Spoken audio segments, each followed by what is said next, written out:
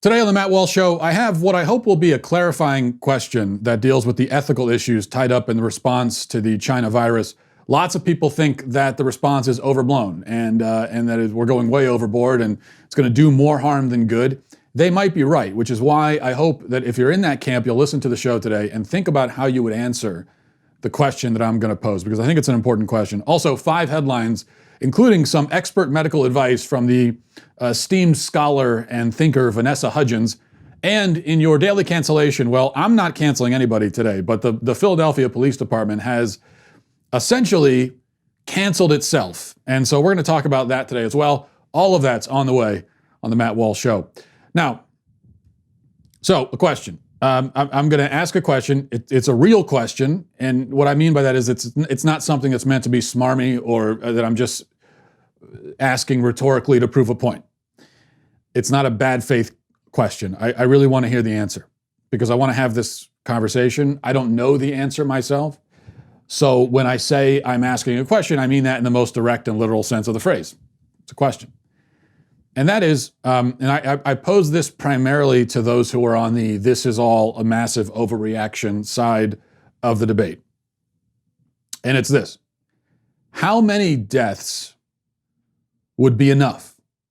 What death toll would you need to see before you would agree that drastic, economy damaging, possibly economy ruining measures should be taken? And whatever that number is, if you have a number, or and it'd be like I don't think you would have an exact, precise number in mind, but whatever that ballpark estimate is, why that and not something else? Why do you draw the line there and not somewhere else? So again, this is a sincere question. I really want to hear your answer. And actually, the question is more complicated than that, because if you say that you would need the virus to kill, say, 1 million Americans in order to justify this kind of response. If your position is, look, I mean, this response is might send us into a Great Depression. This is something that this country has never done before, anything like this on this scale. To be doing something like this, it would have to be like something really cataclysmic and apocalyptic. Millions, 1 million, 2 million Americans dying. Okay, well, if that's your answer, presumably you wouldn't wait for those people to die before you respond. The response would be to prevent those deaths, not in reaction to them. So you would need not for it to kill that many, but for it to threaten to kill that many. But then the problem is that some models tell us that this virus would kill that many, if not more, if we didn't do anything and just treated it like the common flu. So how would you know? What would you need to see to know that this other virus, this hypothetical virus, really is threatening that many, considering you've decided or you're theorizing that the one we're dealing with actually is not threatening that many? So what would you need to see? This, to me, fundamentally is the philosophical kind of dilemma at the heart of the whole debate surrounding the China virus and our reaction to it. I've already said that I'm going to leave the analysis of the thing itself, the disease itself, and predictions of what it might do or how it might spread. I'll leave that to the experts. But this question of where we should draw the line for an acceptable casualty count is not one that I think doctors alone should be trusted to answer. We don't want to get to the point where a question like dealing with the value of human life and death, these sorts of things, we don't want to say that, only experts can speak on that. That has very negative consequences when you have that kind of mentality. So this is a human problem. But I haven't really heard or seen anybody try to address it directly. There are many people who seem to be rather confident that we're taking measures that cannot be justified considering the number of people who are dying. It's not enough. It's not enough death to justify it. The death toll isn't high enough. I mean, this is the argument that lots of people are making. I haven't seen any of them say what they think, where they think the line should be drawn. So, we've all heard arguments like, well, the flu kills 60,000 people a year in this country. This has only killed 100. Actually, it's 115, 116 last I saw. Or people will say, yeah, the death toll in Italy was bad, but it was only 0.00 whatever percent of the total population. Or they'll say, hey, just putting this in perspective, not saying that the death toll isn't high for the China virus, but however many people died from this, here's how many more people will die from car accidents or something else every single day. All of these arguments are saying, rather explicitly, that the virus death toll is not high enough.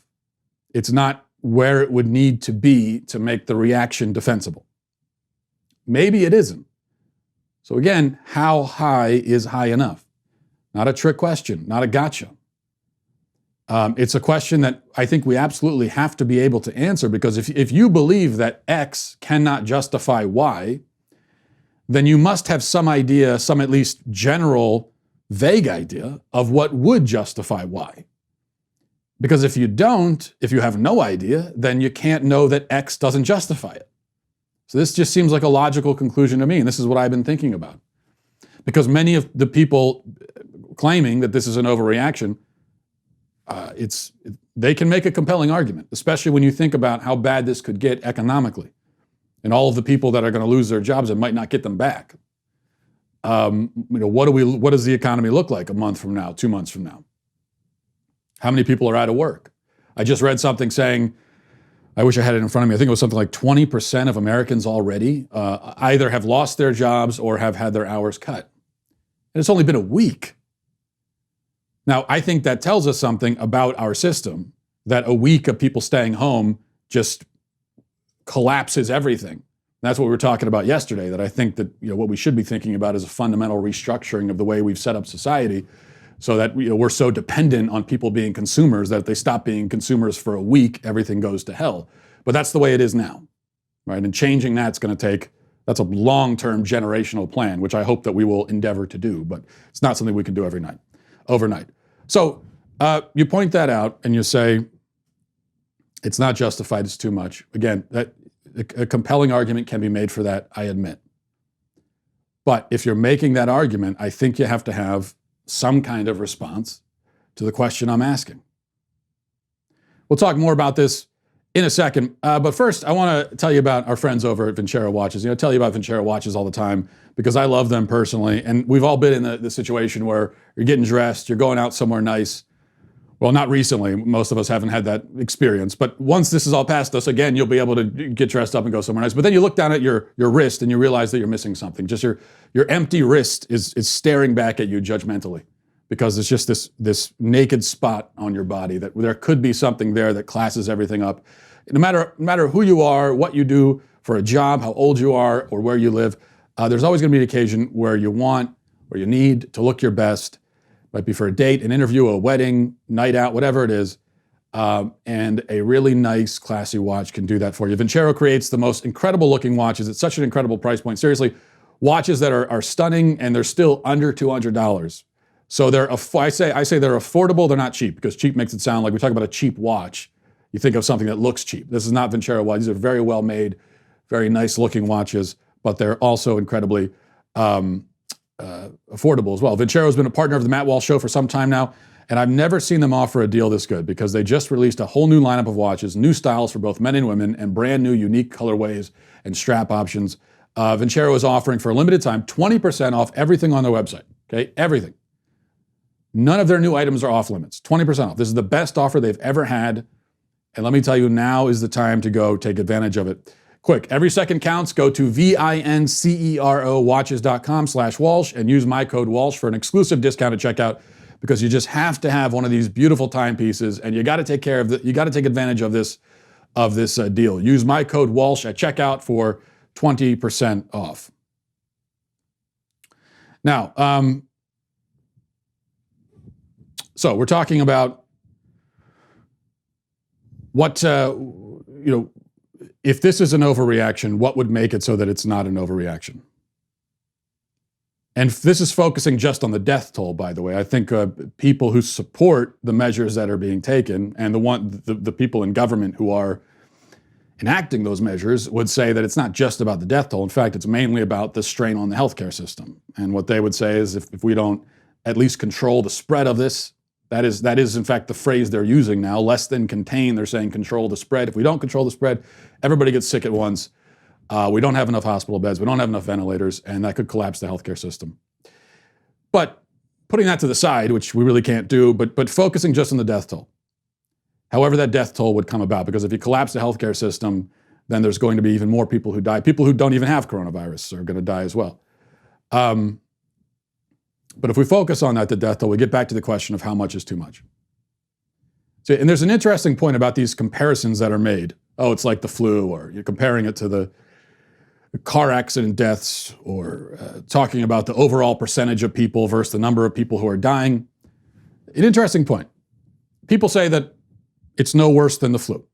May even be ultimately not as bad.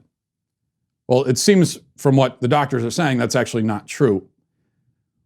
But my point is this. What if the virus is only as bad as the flu? Or, even ultimately half as bad? Let's go with what seems like a very conservative estimate. Actually, it's not even an estimate because I'm pulling it out of thin air. It's just hypothetical. But let's say that it's half as bad. Let's say the flu kills 60,000 Americans per year, roughly. Let's say that this would kill 30,000 people in a year. Half as many as the flu. Now, I want to really dig into this apparent assumption that the fact that 60,000 people are dying of one thing means that we shouldn't take extraordinary measures to protect the 30,000 who would die of this other thing. Does that assumption actually make sense? Why have we decided that the flu is some sort of litmus test? Or is the bar, and as long as it's under the flu deaths, it's not a huge problem. Certainly not a problem that would justify this kind of response. Why is that?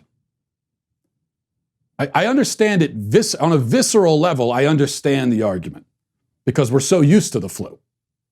But does it actually make sense? And what if only 1,000 people died of the flu every year, and 30,000 were going to die of the coronavirus? Well, then we would all agree that the latter is extremely serious. I mean, probably we would all agree with that. But why? Why would the death toll of one thing make the death toll of something else better or worse? What difference does that make? I mean, there's another way of looking at these flu comparisons. People say it's just the flu. The other side gets angry at that statement. I'm tempted to say, okay, it is just the flu, but the flu is really damn serious. It kills 60,000 people. Everyone's saying, oh, no, they kill 60,000. 60,000 people is a lot of people. It's a really serious illness. So maybe we shouldn't be putting the word just or only in front of it. Isn't that, when we do that, aren't we sort of taking the flu, we're taking the same approach to the flu that people do to someone who's a jerk at the office, Bob at the office, who's a jerk to everybody, and then you make excuses for him and you say, it's Bob being Bob. As if the fact that he's been a jerk all along somehow makes his jerkiness on any given occasion less obnoxious and more acceptable.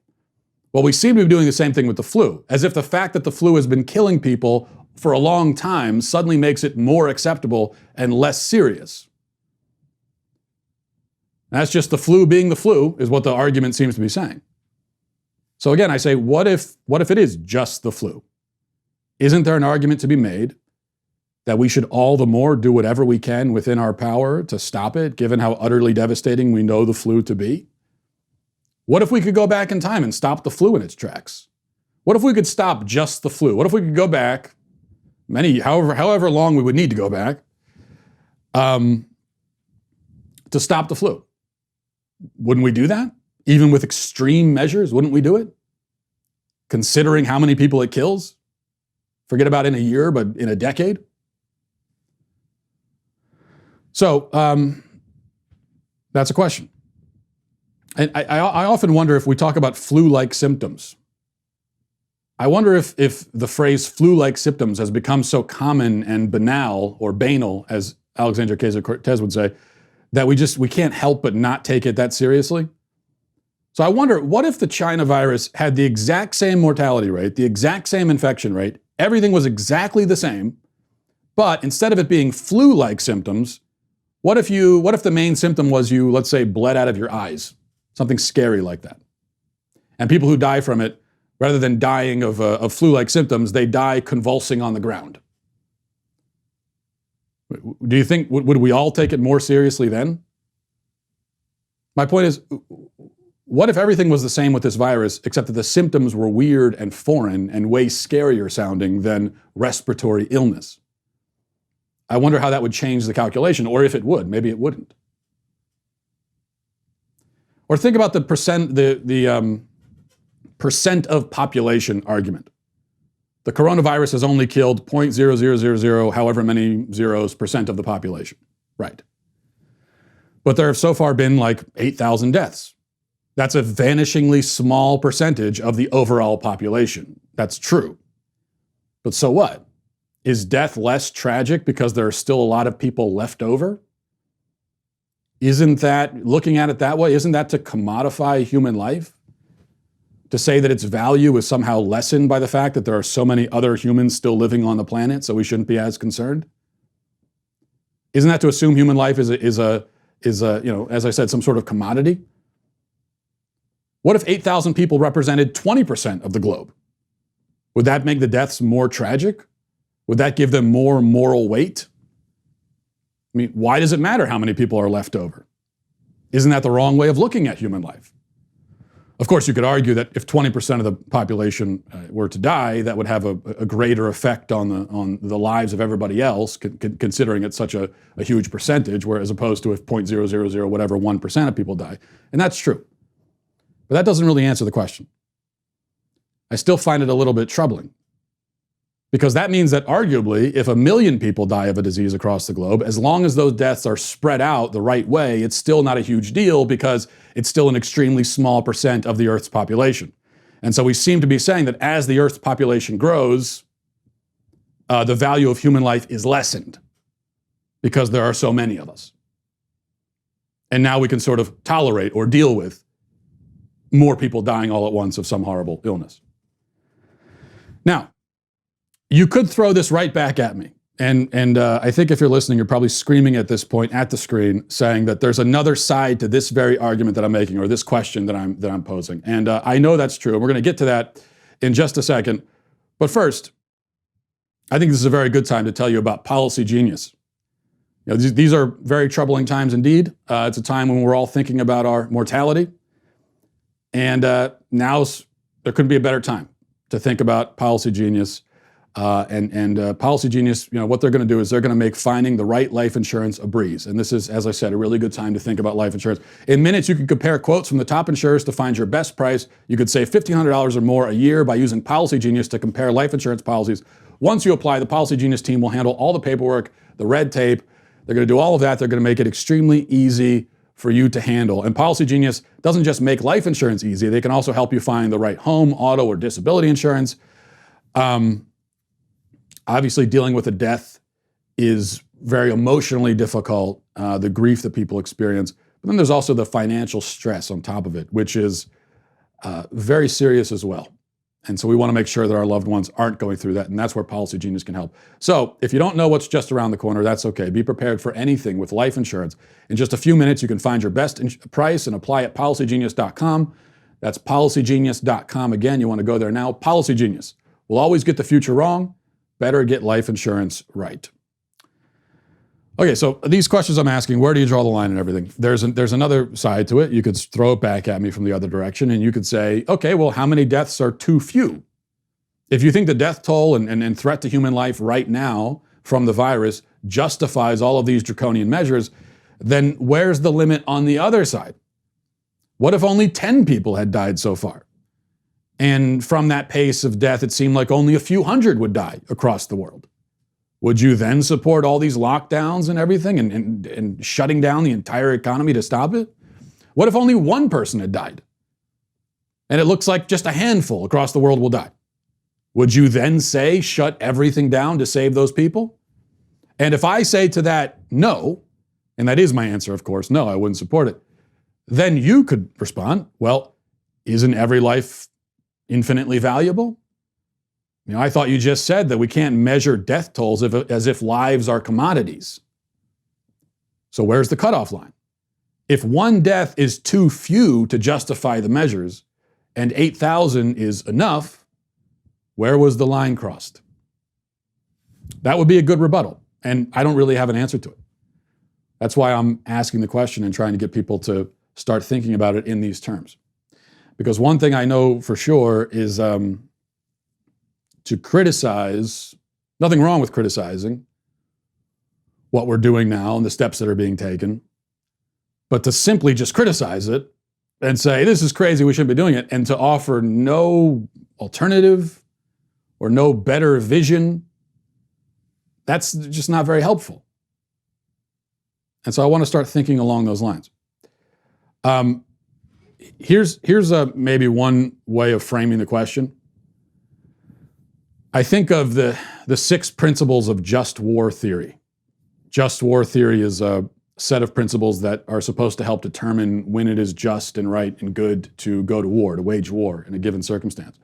There are 6 principles which should be applied to determine the permissibility of war itself.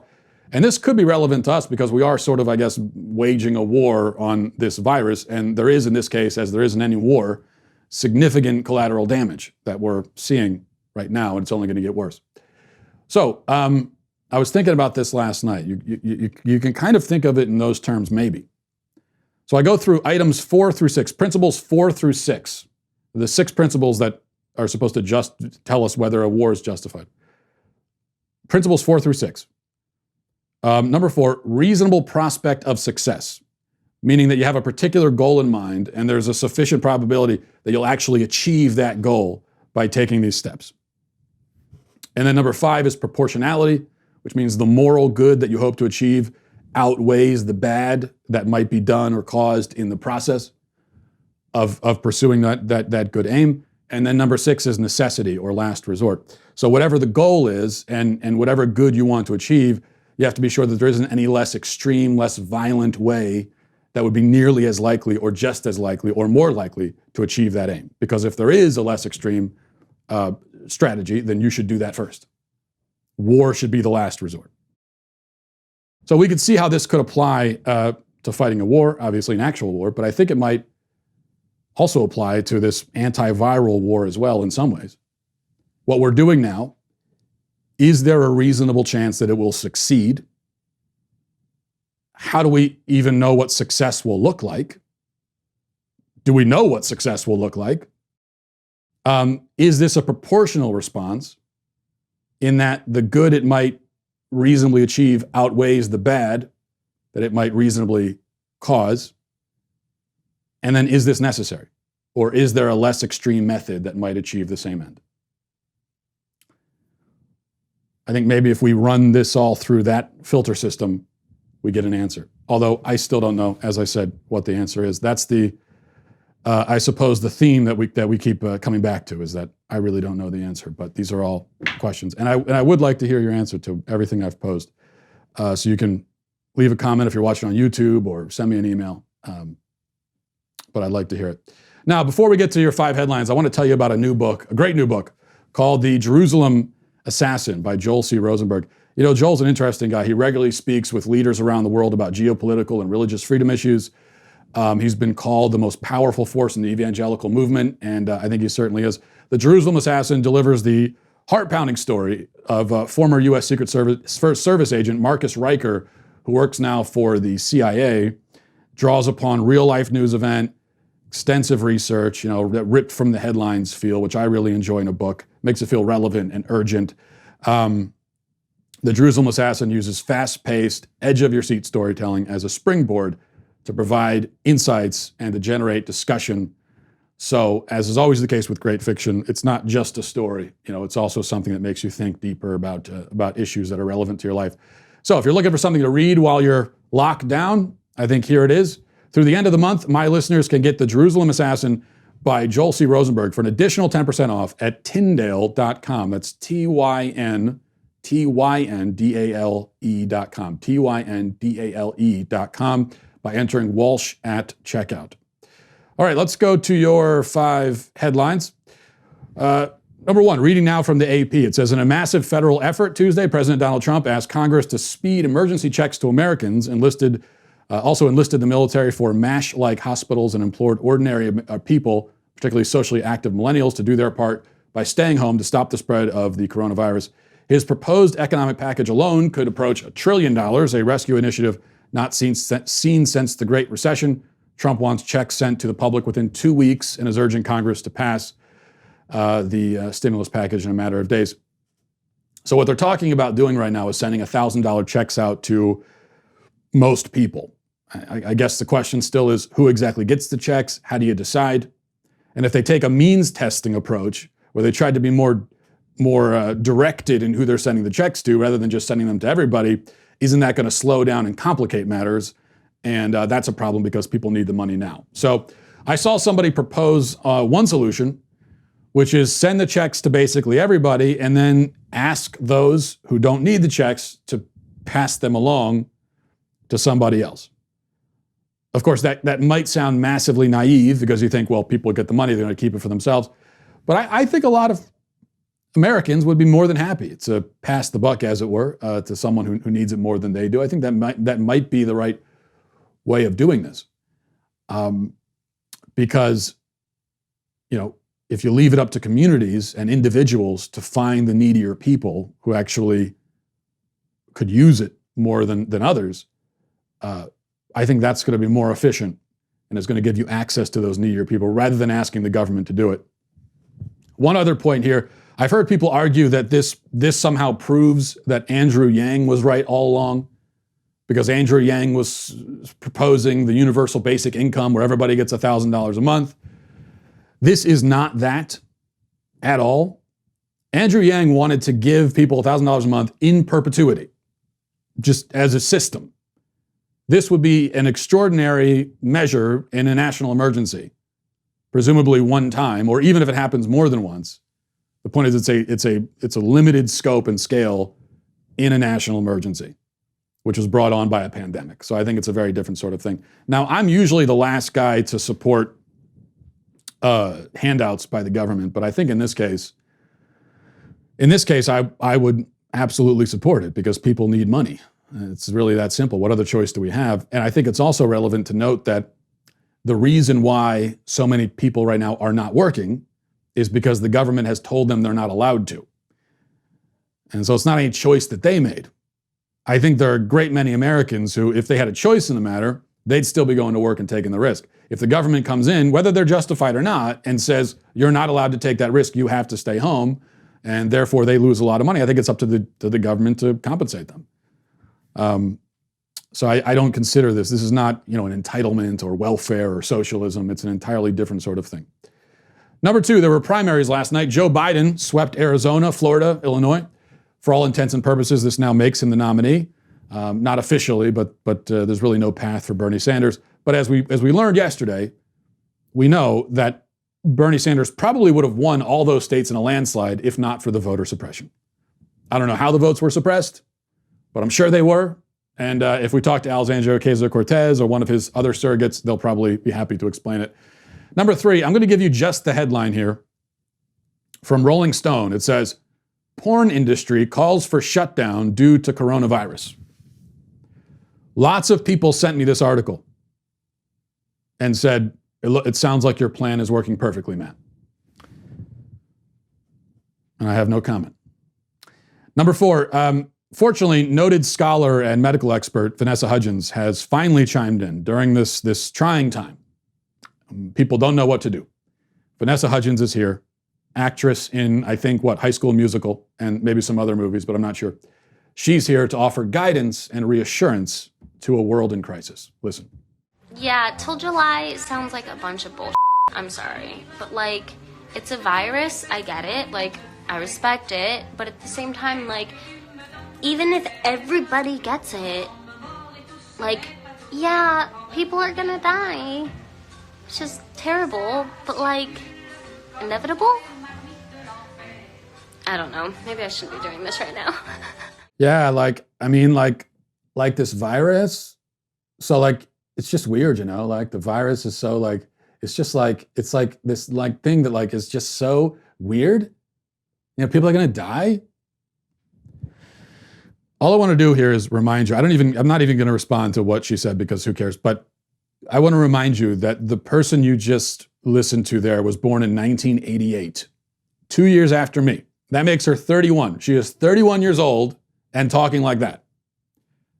I don't even care about what she actually said. The substance of what she said, if we could even call it substance, is not the point. I'm more focused on she's a 31-year-old grown woman, wealthy, successful, who speaks like that. And I hate to keep beating this drum, but this is exactly what I was talking about yesterday about voting. You think she could pass a middle school civics exam or English exam? Would the country be a better or worse place if she was not allowed to vote? That's the question. Number 5, an aquarium in Chicago has shut down because of the China virus. This week, they decided to let their penguins, because they figured, I guess, nobody's here, so might as well let the penguins roam free and check out the other exhibits. And they put that video online, and it went viral, as you could expect, because all penguin and kitten-related videos do. Selfish penguin bastards. Just enjoying their time while the rest of us deal with Armageddon. That's all they care about. Enormously selfish creatures are penguins. People don't realize that. You know, I think they're massively overrated. Actually, on second thought, everyone assumes they're enjoying themselves, but do we know that they are? I mean, aren't they probably just now realizing that they live in an exhibit along with hundreds of other enslaved and imprisoned creatures? So isn't this for them kind of like their Truman Show moment? Remember at the end of Truman Show, Jim Carrey learns that he's part of a reality TV show? But in that case, he got to leave.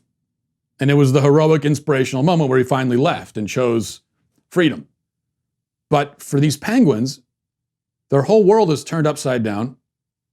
They learned that everything that they had previously believed was a lie, that they're nothing but circus freaks in an exhibit, and they have to go right back into the cage. They don't get freedom. And you think you're doing them a favor.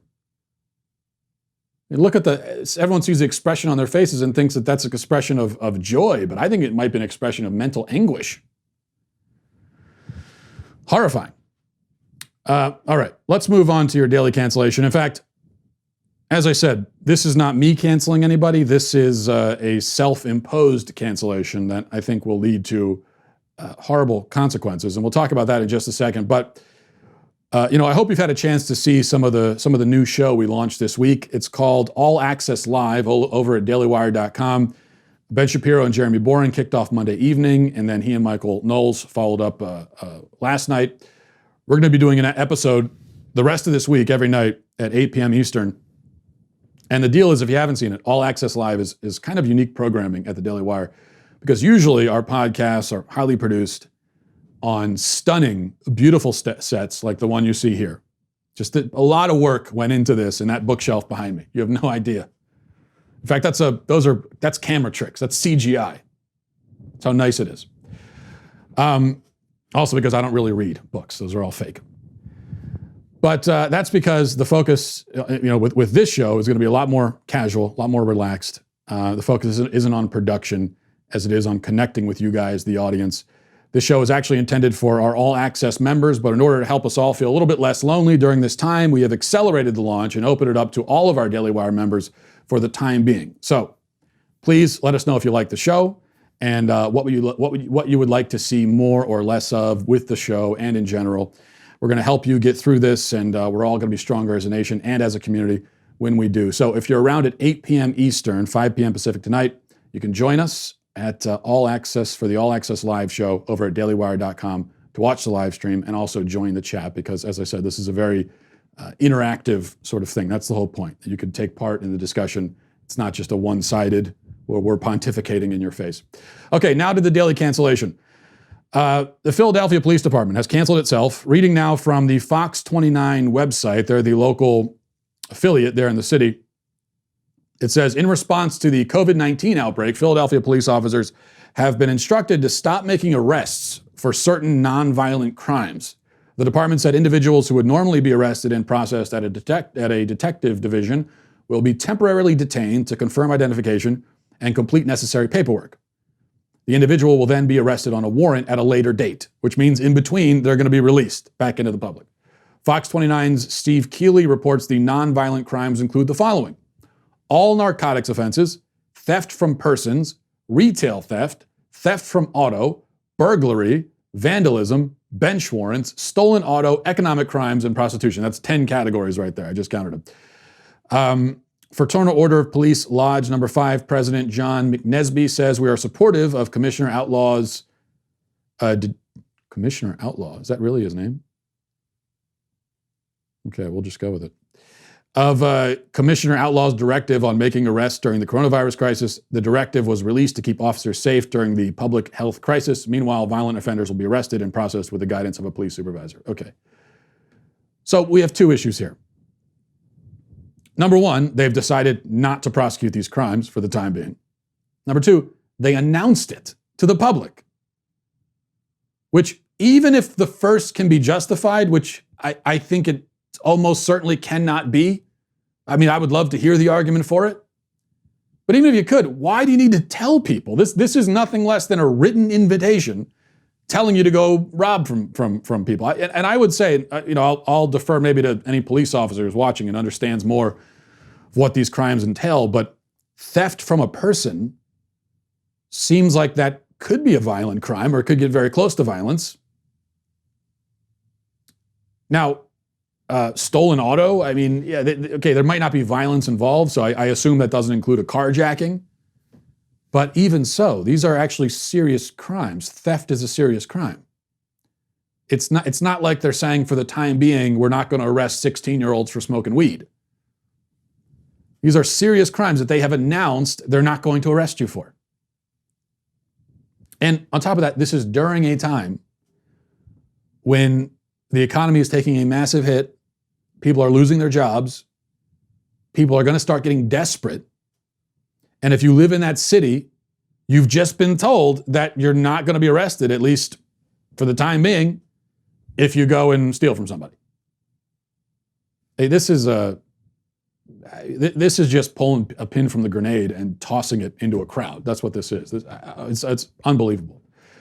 We'll talk more about that maybe tomorrow. Let's go to emails.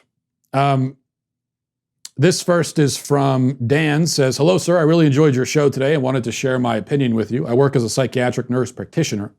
This is a very similar job to that of a psychiatrist. My job is to diagnose and treat mental health conditions, including attention deficit hyperactivity disorder. I don't work with kids and I'm not really comfortable doing so, but it struck me that your opinion about treating someone into something that they should be rather than what they are was very prescient. I've never considered this as a philosophical question, but I think you're a little bit mistaken here. You seem to be talking about children that have more benign conditions or lesser forms of ADHD and other mental health disorders. What most people don't see, and what I think you have little experience in, is the severe forms of these disorders that that sometimes require hospitalization. There really are kids out there that can't stop hurting themselves without intervention.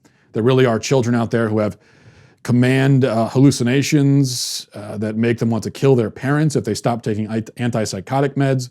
There really are kids out there who simply cannot sit still and function in this world without stimulant medication. We can have a discussion about whether medications are appropriate for these kids, but when things get really difficult, that discussion needs to be put on hold and treatment needs to begin immediately.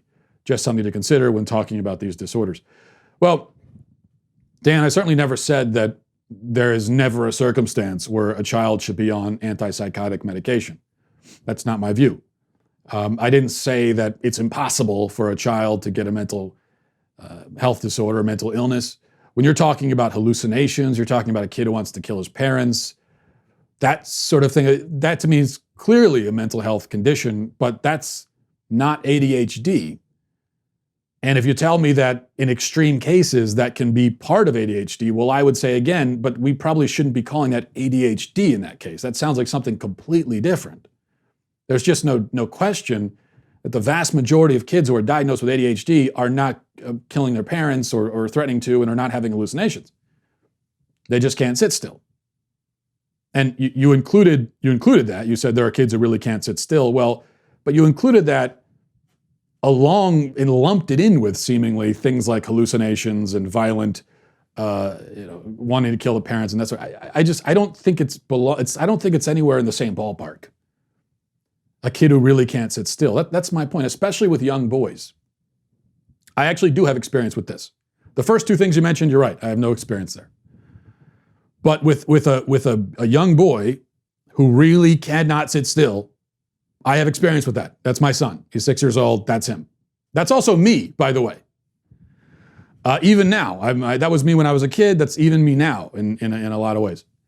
But yeah, I'm dealing with that right now with my son.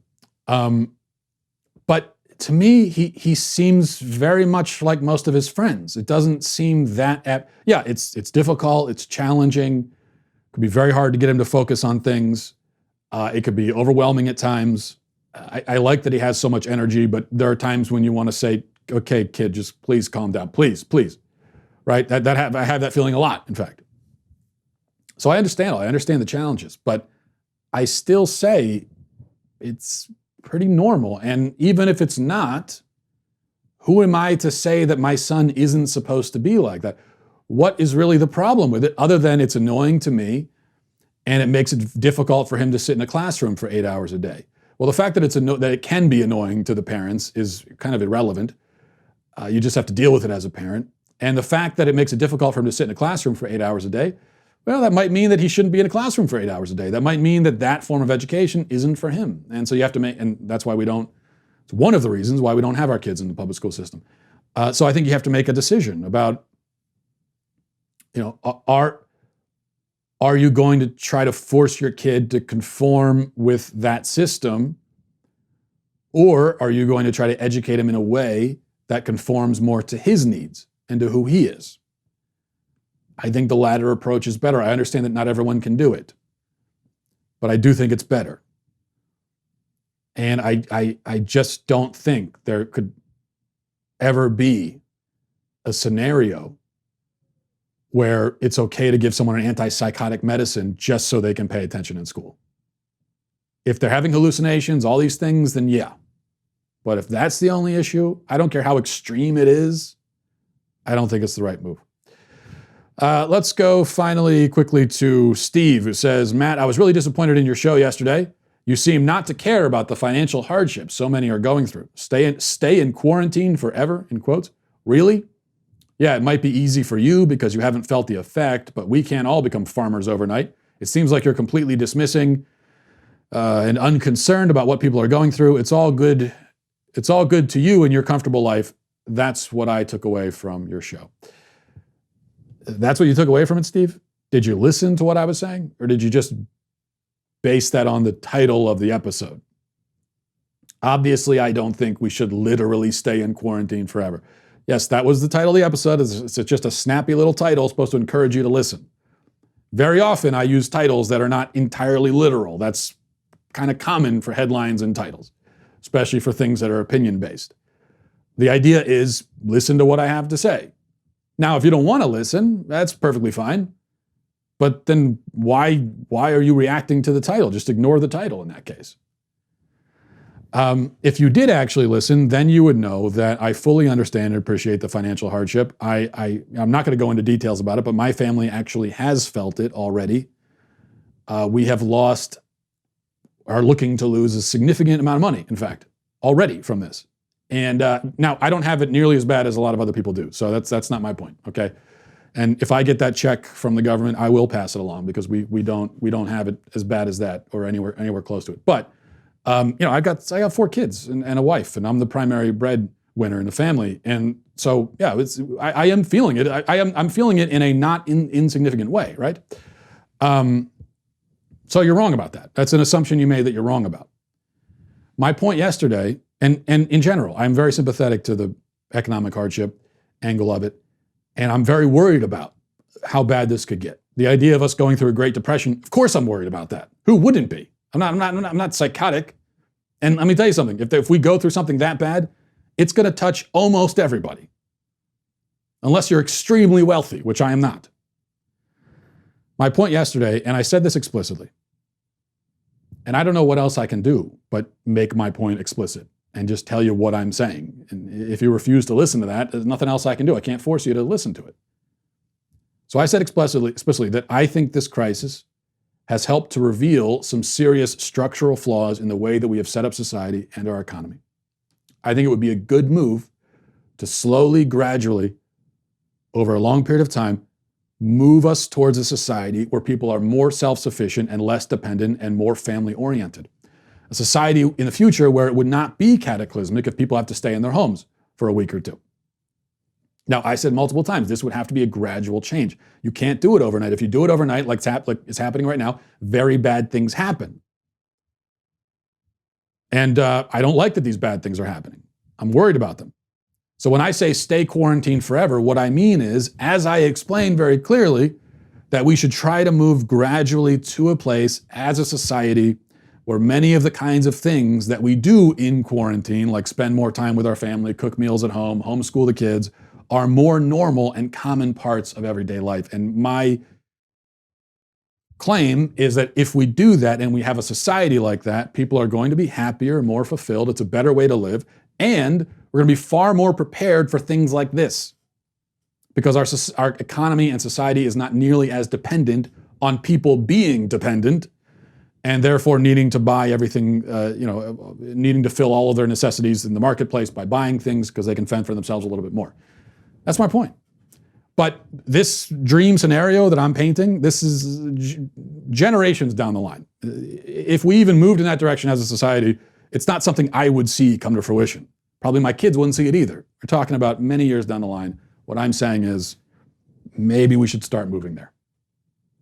In the meantime, though, in the short term, there's a very serious economic problem here, and that's why I just said, I think to begin with, the idea of a stimulus checks, not to corporations, but to individual people who are suffering, is a good idea. And then we need to start thinking about other things that can be done as well. And I do think that ultimately, there are some things the government can do and should do, but ultimately this is going to be an issue of communities helping each other, and we have to be willing to do that. If we're not going to do that, then there's really no limit to how bad it can get. But I think we will. That's I can be cynical, but I still believe as Americans we do have a sense of community, and when push comes to shove, we tend to band together. I think, at least maybe not on Twitter, and maybe not in Washington, but in communities anyway. So I hope that happens here. All right, we'll leave that at that, and I hope you guys have a great day. Stay safe. Godspeed.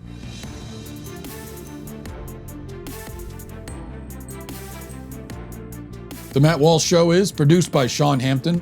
Executive producer Jeremy Boring, supervising producer Mathis Glover, supervising producer Robert Sterling, technical producer Austin Stevens, editor Danny D'Amico, audio mixer Robin Fenderson. The Matt Walsh Show is a Daily Wire production, copyright Daily Wire 2020. As the U.S. death toll from the Wu flu hits 100, some experts are wondering whether grinding the global economy to a halt might have been something of an overreaction. We examine the scientific data and the philosophical reasons why the left never lets a crisis go to waste. Then President Trump officially secures the Republican nomination for president, and Joe Biden is set to sail to his own party's nomination if he can only remember who and where he is. All that and more, check it out on The Michael Knowles Show.